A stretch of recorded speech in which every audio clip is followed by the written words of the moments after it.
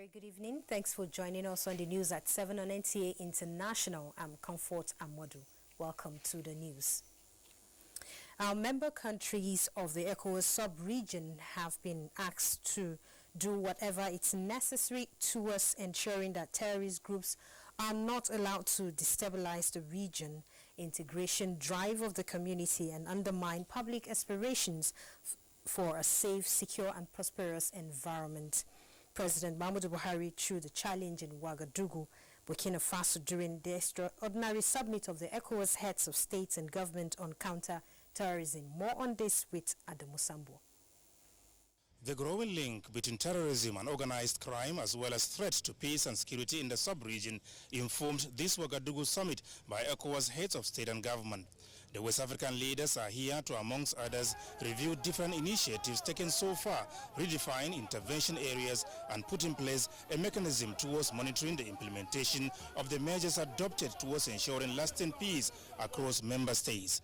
ECOWAS chairman and president of Niger, Muhammadu Issoufou, and other stakeholders at the opening ceremony expressed worry that no day passes without a terrorist attack, kidnapping, and other criminal acts in the Sahel and the Chad Basin, with devastating consequences. The United Nations will continue to lend support to the region in fighting terrorism in a comprehensive manner. Addressing his counterparts in a closed session, President Muhammadu Buhari said Nigeria, as a major victim of the Boko Haram terrorist activities, remains resolute in her efforts towards combating and eradicating the criminal elements in all their forms and manifestations.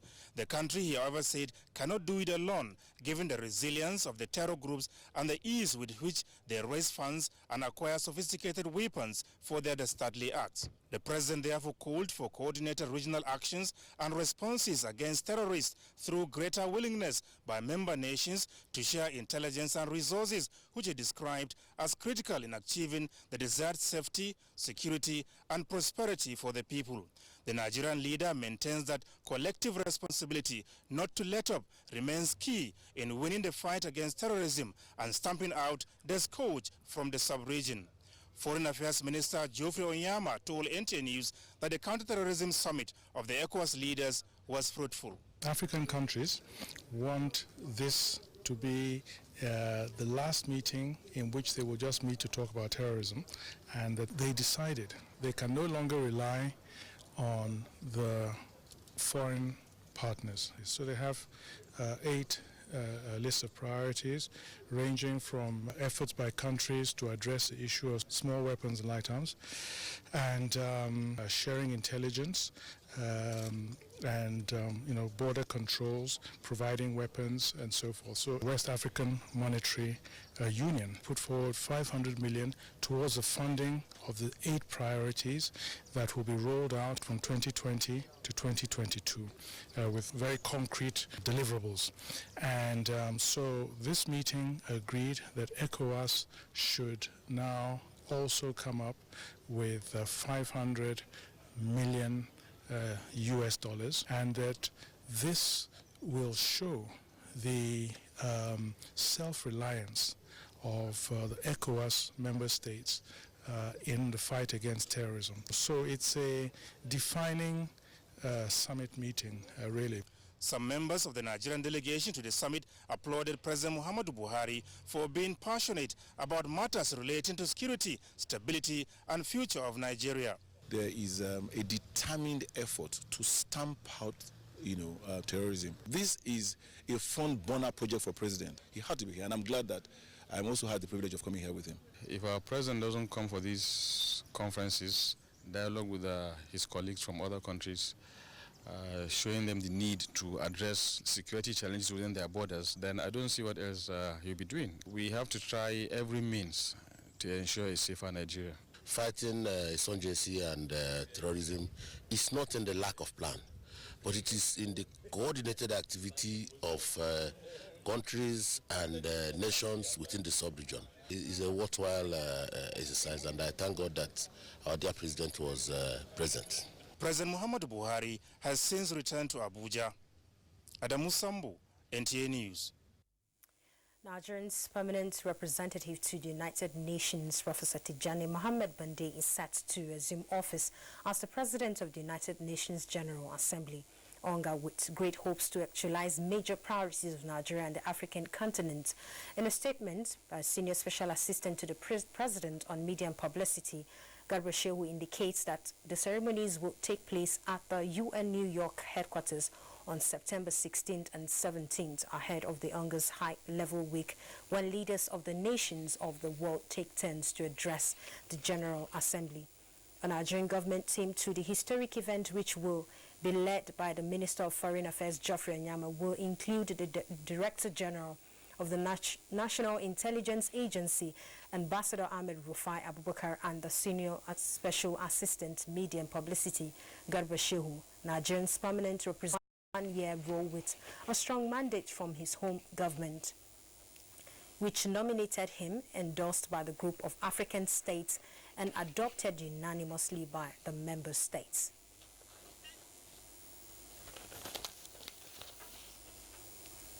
And Governor of Ogun State, Dapo Abiodun, says his victory at the state's governorship election petitions tribunal clearly attests to the ordination of his mandate by God. He said while reacting to the judicial decision in an interview with correspondent Adam Musambo in Ouagadougou, Burkina Faso, on the sidelines of the just concluded extraordinary ECOWAS leaders summit on counter-terrorism.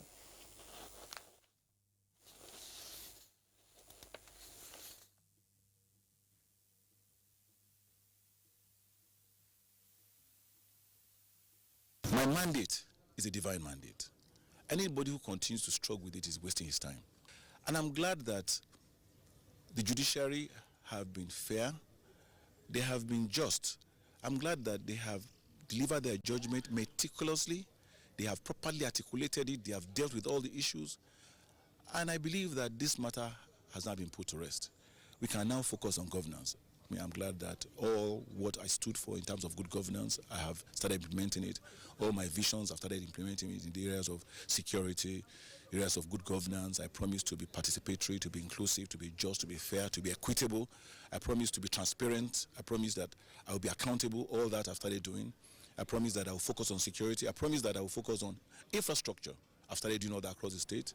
Let everybody now join hands together so that we can build our future together in Ogun State.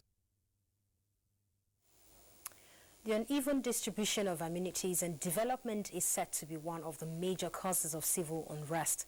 To overcome this challenge requires planning, which in turn is dependent on proper identification of citizens and data.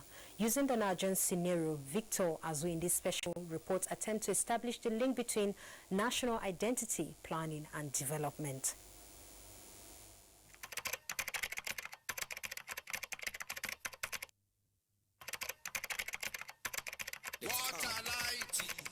A picture, they say, is worth 1,000 words. The glaring contrast in this picture tells a compelling story. It is the story of the haves and the have-nots. The Sustainable Development Goals, SDGs, also known as the Global Goals, were adopted by all United Nations member states, including Nigeria, in 2015.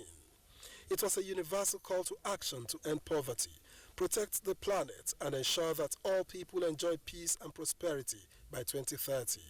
Goal 16 seeks to promote peaceful and inclusive societies for sustainable development, provide access to justice for all, and build effective, accountable and inclusive institutions at all levels. Subsection 9 particularly talks about providing legal identity for all, including free birth registrations by 2030. This is to inspire equitable distribution of resources from the highbrow Banana Island in Lagos to the slums of Kuruduma in the FCT. This explains why Nigeria has joined the Coalition of International Identity Day, which commemorates the Identity Day on September 16 every year as a way of creating awareness. For government to protect you, for government to give you service, government also wants to know who you are.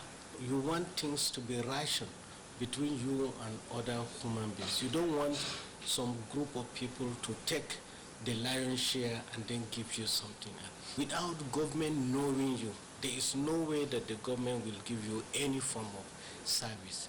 President Muhammadu Buhari had directed that a single national identity be created for every Nigerian, with the National Identity Management Commission (NIMC) driving the process. The Director General tells me that nearly 40 million Nigerians have had their biometrics captured and given national identity numbers. The focus is not on the card, the focus is on the number. And it is the number that is like your name. When the card expires, then you will be given a new card and it will have a different number. But NIM does not expire. It goes with you from birth to death. He indicates that the ultimate goal is to get to a point in the country where the national identity number NIN will be used and authenticated before provision of social amenities. In Abuja, Victor Azu, NTA News. As part of ongoing drive to fight crude oil theft, pipeline vandalism and illegal bunkering, the Central Naval Command has flagged off a military exercise. The periodic exercise, in line with the Chief of Naval Strategies directives, is aimed at safeguarding the nation's critical oil assets through enhanced patrol and surveillance within the maritime domain. The 3 days operation that involves fleet maneuvers, communication and gunnery exercises also focused on eradicating maritime crime within the command's areas of responsibilities.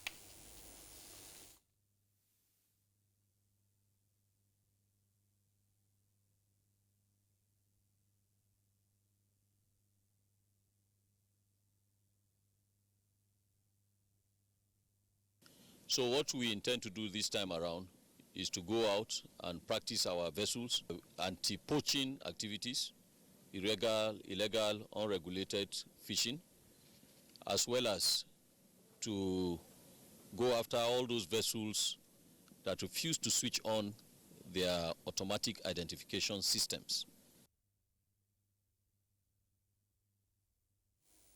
In Katsina State, Shehu Adamu reports that major border routes to Niger Republic are partially closed as directed by government, and the response from the people is positive.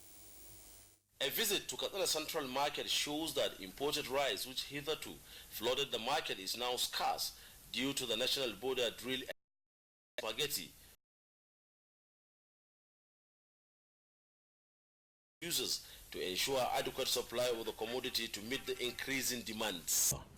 In Katsina, Shehu Adamu, NTA News. And we'll take a quick break now. More reports when we return. The rains are here again. Floods are ravaging. Why? As residents of FCT, we have made some wrong choices. Dumping refuse in water channels, building on waterways, damaging water lines. The consequences of flooding can be devastating. Lives are lost. Properties are damaged. People are displaced. Farmlands are destroyed. Don't make the wrong choices. Don't build on floodplains. Don't dump refuse in waterways. Don't damage water lines. Clear all refuse in waterways around your premises. Together, we can safeguard lives and property. Do the right thing now. For emergencies, please call 112 toll free.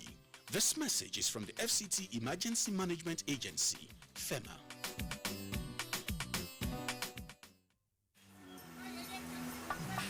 Hey you! And are you how they talk to? I sabi you now. It's in your mind, Abi. The person with them go help us. Baba Toros and Shangalo. Oga Lekuva, Mr. Sabi. And you know if you carry last for this one. A spear into the top corner.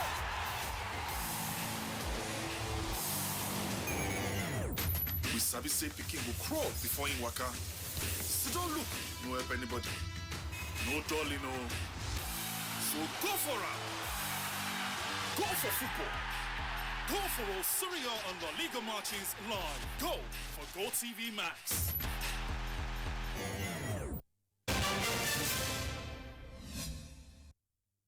Welcome back. And now coffee is among the 1.2 billion cups of beverage being consumed daily globally. Musa Babali reports that coffee business is gradually booming, especially in the Nigerian's Federal Capital Territory.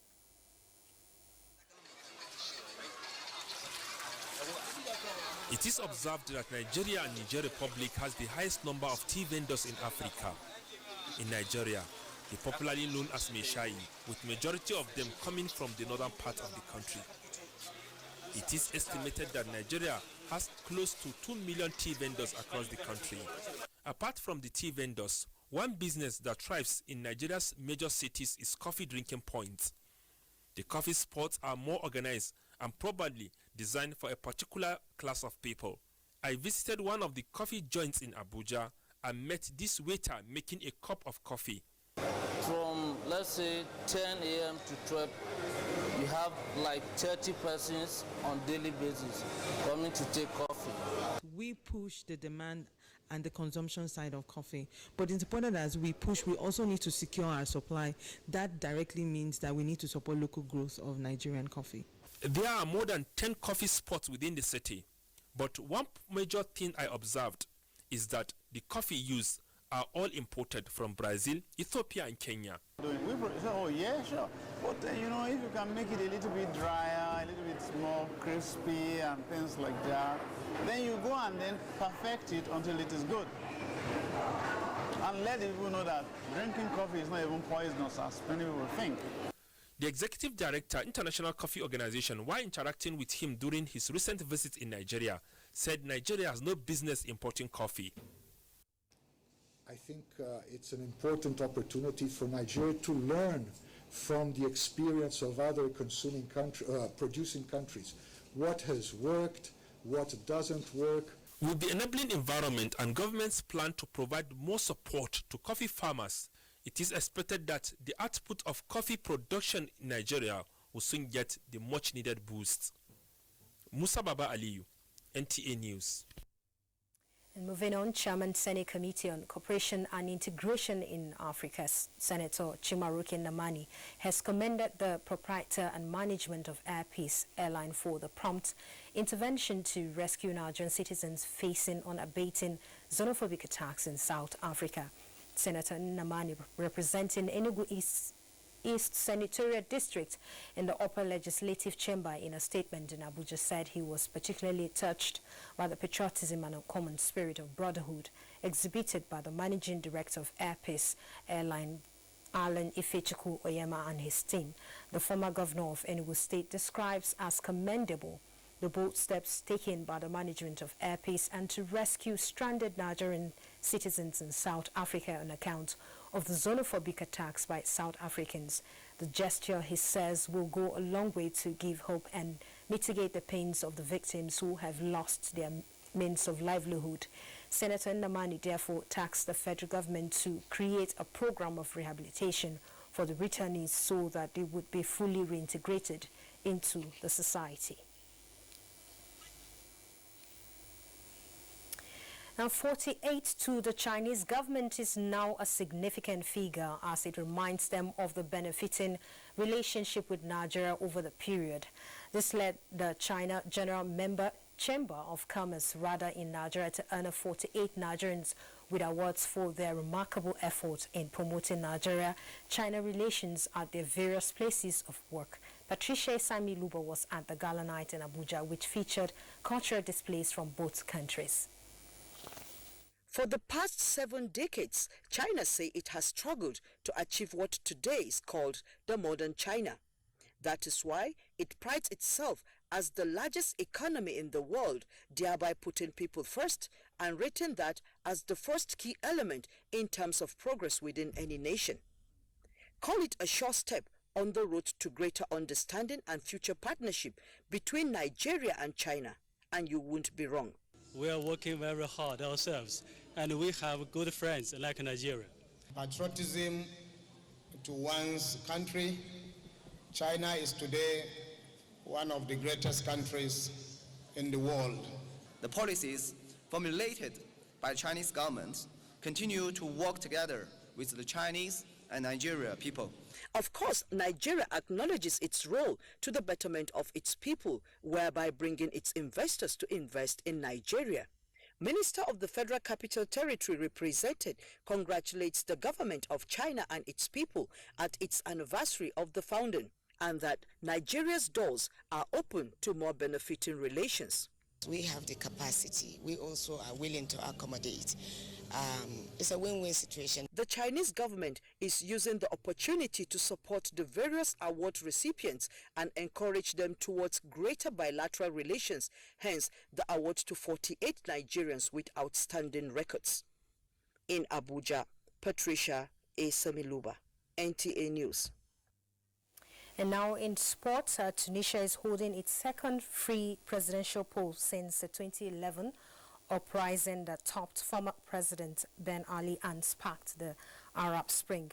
The election was brought forward from the November after death in July of Beji Said's, the first democratically elected president who took office in 2014.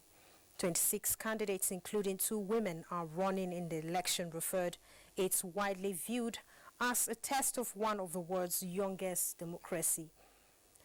Mr. won Tunisia's first presidential election in 2014 and was credited with largely maintaining stability in the country during his most 5-year rule. At 92, he was the oldest sitting president in the world at the time of his death.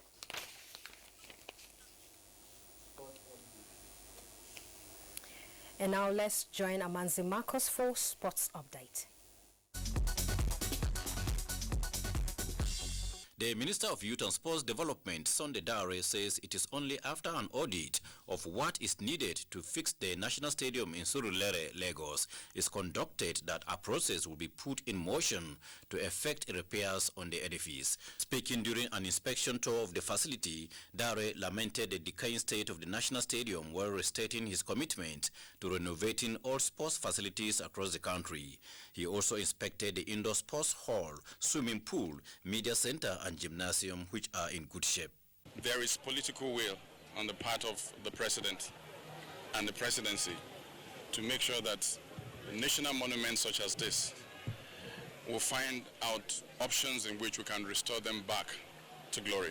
The FIBA World Cup ended in China on Sunday with Spain victorious, defeating Argentina 95-7.